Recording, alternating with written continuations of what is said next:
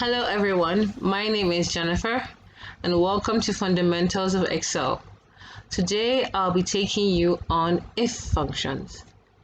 Now, let us start by knowing the definition of the if function. I got this definition from the support.microsoft.com website, and it defines the if function as one of the most popular functions in Excel, and it allows you to make comparisons between two values and what you expect, and between a value and what you expect. So an if statement can have two results. The first result is if your comparison is true. The second is if your comparison is false. So this is pretty straightforward, and I can give you like an example of where an if statement actually happens every day in English. If something is met, it's true. If it's not met, it's false. Like, for example, if I do well at work this Christmas, I will travel to a foreign country. If I don't do well, I will not travel to a foreign country. So now I've given myself two conditions tied to my performance this year at work. So if I do well, gives me the motive to travel. If I don't do well, I don't get to travel. So that's what the if function is. So I have three tables here, and asking the same question, whether I'll do laundry, and I have my criteria. So with the if function, we get to set a criteria to help you to choose whether or not something is done. So now let's look at the first function, the if function. So how to make this work is its first type equals to if, and I press tab. So the first thing to ask is my logical test. My logical test is, what is my comparison supposed to be? So I'm comparing to see if this day is equals to this day. And remember, since I'm doing cell referencing, I need to make sure it has absolute referencing so that it doesn't shift as my formula is shifting, comma. I need to give the value for Excel to return if it's true. So it could be anything from yes, no, true, false, up, down, 1, 2, whatever you like to answer, you can put it in brackets. So for this question, I'm putting a yes. And also, after that, I close my quotation marks and then press hit comma, and it's asking for my value if it's false. And the opposite of yes is no, so that's what I will give it. So once I drag my formula down, it's now, you can see the yes here and here. So meaning these are Saturdays and these are the days I'm supposed to do laundry, not on any other day. So this is assuming that I work Monday to Friday, and I like to use Saturday for my laundry days and Sunday for resting and also religion. Excel has answered my question for me. Saturdays is the day that I should do laundry based on my timetable. So with the if and function, you get to compare more than one criteria.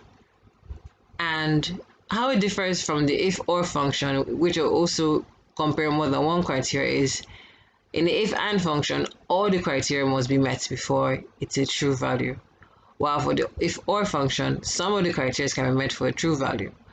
So let me give another example. If I do well this year and the weather is good, I will travel out to a foreign country. If I don't do well this year, so in that my statement, the conditions are based on if I do well and the weather is great. That's when I will be able to travel. So both conditions have to be met before I get to travel. So in this second table, I have another criteria or condition, the weather this time. So I have written here, Saturday is the day I want to do laundry, but I also want to do laundry on a day that's sunny so that my clothes will dry. So I'll type in the if and function. So mind you, the if and function is not a direct function. It's more like you have to do a bit of work to get it to do what you want it to do.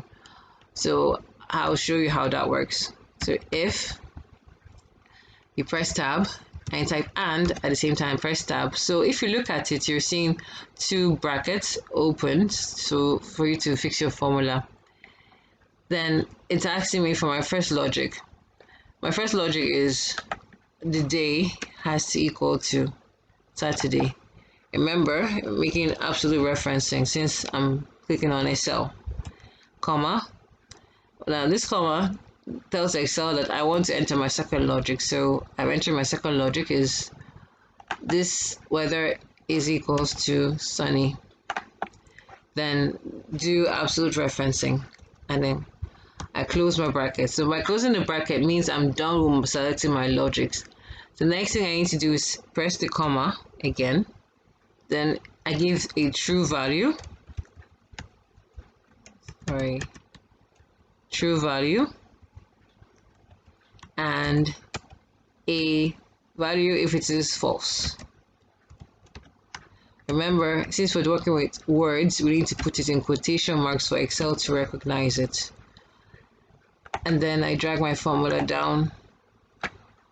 So if you notice, there are yes in 3 areas here. Let me color this so you can see. And in this cell, in this table, we only see yes in one section, in one row. This is because it's a Saturday, yes, and it's sunny, so it meets my criteria. The second Saturday is rainy, so I can't do laundry because it's rainy. While the third Saturday is also rainy, so I can't do laundry. So you notice that it's only this Saturday that meets my criteria, that it must be Saturday and it must be sunny. So let's move on to if or function. Like the if and function, you need to actually do like a 2-step formula. You need to type 2 different formulas to get what you want. In this condition, in this formula, it doesn't matter how many criteria you have. Even if you have 10 criteria and only one of them is met, the value will be true. So in this box, it's example here, we actually expect to see more yes because we have some days that are Saturday, some days that are sunny. So it doesn't it's not rigid on its decision making that it must be Saturday and it must be sunny. It can choose either, whether it can happen on a Saturday or a day when it's sunny. So using the if or function, I need to answer this question. Equals to if tab or tab. This, I need to enter my first logic, is equals to Saturday, absolute referencing, and then this is equals to Sunday, absolute referencing. Close brackets, comma, then value if it is true, and then value if it is false. And close my brackets to mark the end of my formula. Then I drag the formula down. So if you noticed, you see more yeses because Excel is looking for in both rows. It's checking to see, okay, is this Saturday? No. Is this Sunday? Yes, it's Sunday. It's sunny, sorry. So yes, it's sunny. So that means I can do laundry. So in this row, both of the conditions are not met. And this one of the conditions is met. So yes, it's even though it's Friday, it is sunny, so I can do laundry. Here, since both of them are met, well, that's good.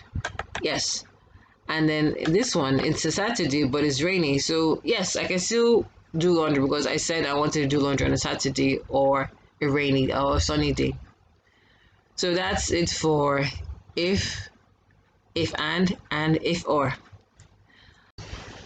Okay, let's move on to if error and if NA. So these are used to resolve error messages that may occur in Excel when you're working with formulas and doing calculations.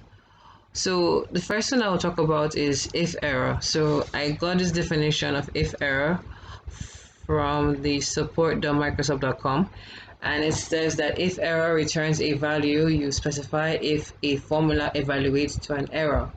Otherwise, it returns the result of the formula. So if error can be used, therefore like a wide range of uses, and I'm going to use this table, which is a scores for a pre and post test that happened during a training. So this is a list of the candidates that attended the training and then the scores for the pre-test and the pro-test. So the first thing I'm going to do is to find the variance between the pre and post test. So how to find the variance is the new minus the old scores. So post test minus the pre-test, and then I drag my formula down. Okay. Now to get the percentage variance percentage improvement is to divide the variance by the pretest. So equals to variance divided by the pretest, and I drag my formula down. So if you notice here, it shows 15%.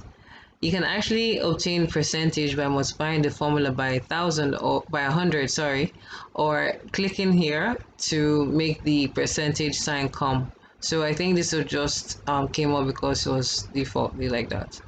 So and I drag my formula down. So if you notice here, you see some error messages are showing. This is an example of an error message that may come up in Excel. So, and this is talking about because I'm dividing my value by 0. So Excel doesn't understand what that means.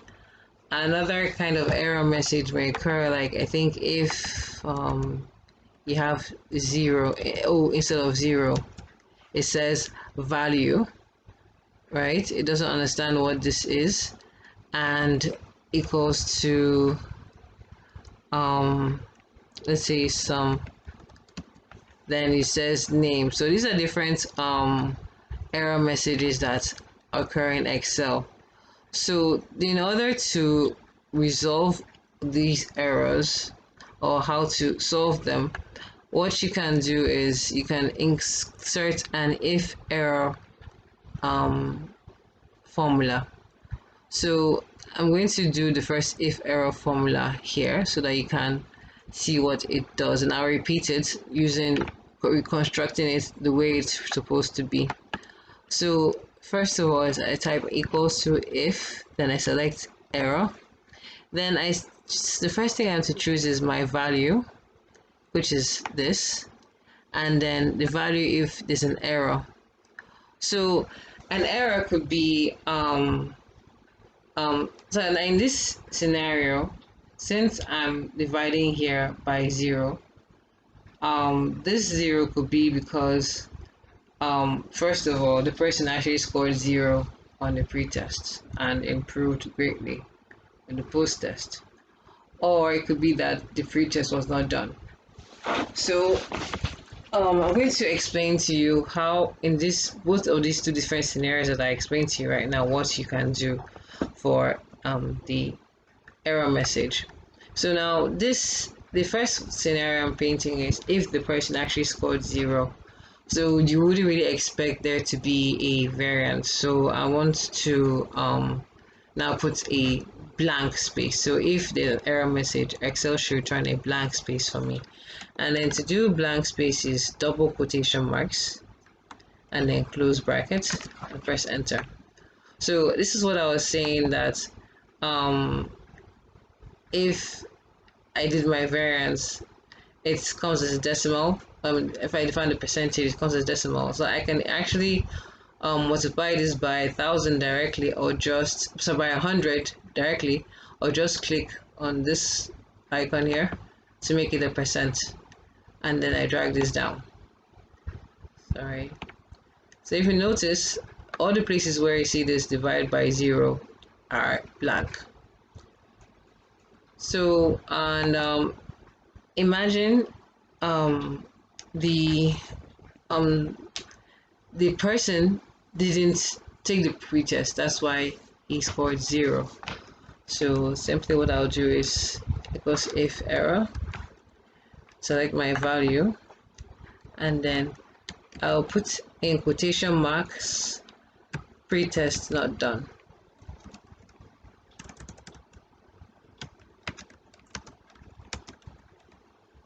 and close brackets and shut the bracket. So again, convert this to percentage and then drag this all down. So as you can see, all the places that had blank spaces had pretest not done. So this was the error message I told Excel to return if it detected an error.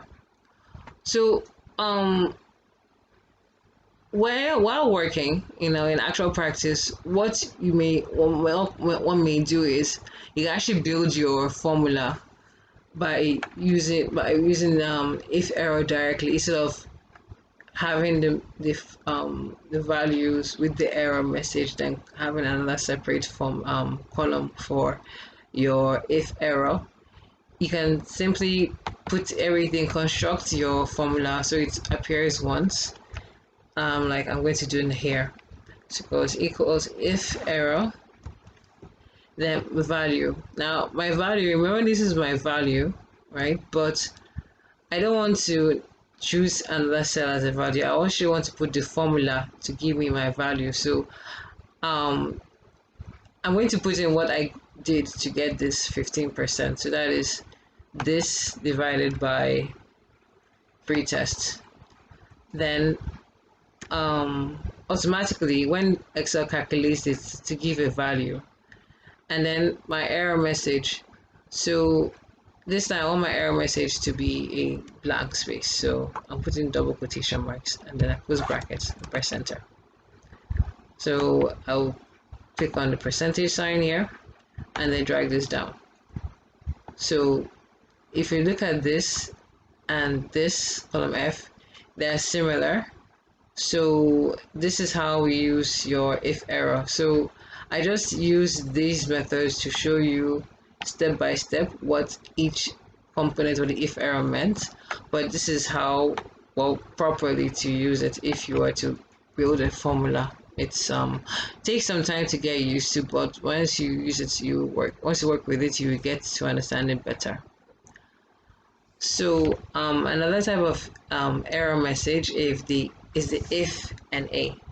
Now this IFNA was not available until 2013 version of Microsoft Excel. So the IFNA function in Excel returns an alternate value as specified by the user if the formula results in a hashtag NA error. So I got this from corporationfinanceinstitute.com. So the if NA error occurs in a VLOOKUP or HLOOKUP formula. I'm not going to say VLOOKUP or HLOOKUP. There's a separate video for that. So I've already done that here. And I think if you take that that class, you understand VLOOKUP better. So I'm just here to explain why this came up in this section, because of the NA error message, which most likely comes in the VLOOKUP formula, and I decided to just bring it here as an example to show everyone how to use it. So in trying to resolve the if NA error message, what I will need to do is I notice I'm also working on my formula by adjusting what I already have. So I can type if NA, right, tab, and like in the if error, we put a comma, and all this here is supposed to be my value. Then my error message can be either blank, or it could be a text, or anything you want it to be. So I want mine to be a text because what VLOOKUP did is it looks for Sandra's name in this list of names, and since it couldn't find Sandra, I returned an error, not applicable message. So what I'm going to do to resolve this is I'm going to say name not found, close brackets. That's how you can resolve your if error if any message. It's a similar way to how you can resolve your if error message. However, you can use an if error message to resolve an if NA message. That is by standard, because if error resolves all types of errors, whether it's divisible by 0, name or value errors, or if NA. If error can work for all of the errors messages, but you cannot use if NA for other error messages except for if NA. So let me just do a quick demonstration to show you. So I'm going to change this if NA to if error, so to show you that it can work for if error. If error can also work for if NA, for NA errors. So you can see this was an NA error, and if error did not change what the outcome would have been if I use if NA or if error for this. However, I cannot use a if NA for this. For example, here, since the error is divisible by 0, that's division by 0, that's what the error says. So if I put if NA here instead, it still returns the error message, because the error is the if NA does not recognize what that is, so it's not going to work for it. So I just wanted to demonstrate that to you, and hope you enjoyed the lecture. So thank you very much.